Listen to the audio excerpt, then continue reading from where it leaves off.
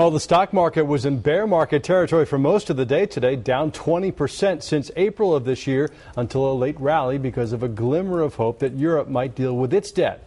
Well, I discussed the economy and employment tonight with Dr. Roger Tutterow, an economics professor at Mercer University. The Fed chair, Ben Bernanke, says the recovery is close to faltering. That sounds like an understatement. What do you think? Well, I think what Chairman Bernanke did today was acknowledge what we've known for a while, which is that economic growth has been sluggish. Essentially, in the first half of the year, the economy grew a little bit less than 1%, and that's well below what we consider a normal recovery. So what should people be doing with their investments, their 401ks? I mean, you don't want to sell low, but you don't want to ride it all the way down if that's where it's going. You know, for most individuals, it's pretty tough to time the market. Getting in and out, depending on where you think the market's going in the short term, is a tough strategy to follow. For most individuals, buy and hold over a longer period is probably the right strategy. And, of course, diversification is always an important step. Now, the Fed chair said that what's going on in Washington, in his words, is no way to run a railroad, and suggested that the emphasis on the Republican side of cutting spending may actually hurt the economy in the short term. What do you think?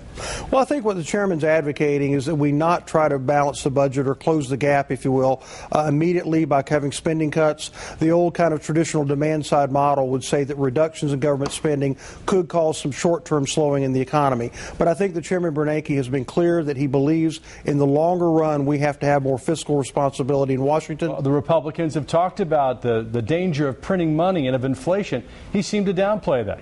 Well, I think that most of the inflation measures do not show indications that we've had a significant acceleration. The Congressional Budget Office says that unemployment is likely to stay around 9% through the end of next year, which is terrible in many ways, politically, obviously, for the people who are out of work.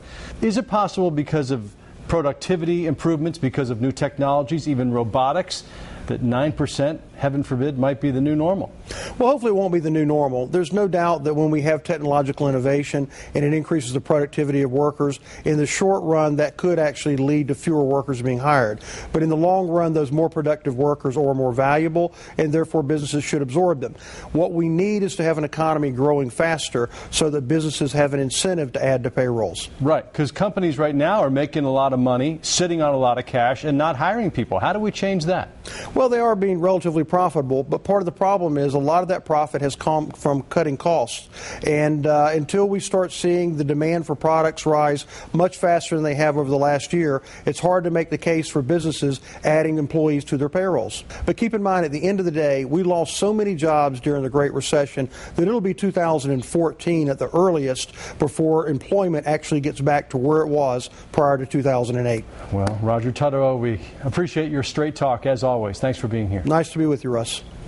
Dr. Tutterow says he does not think the U.S. will fall into recession, technically speaking, next year, but he says he won't be surprised at all if growth is very slow in 2012.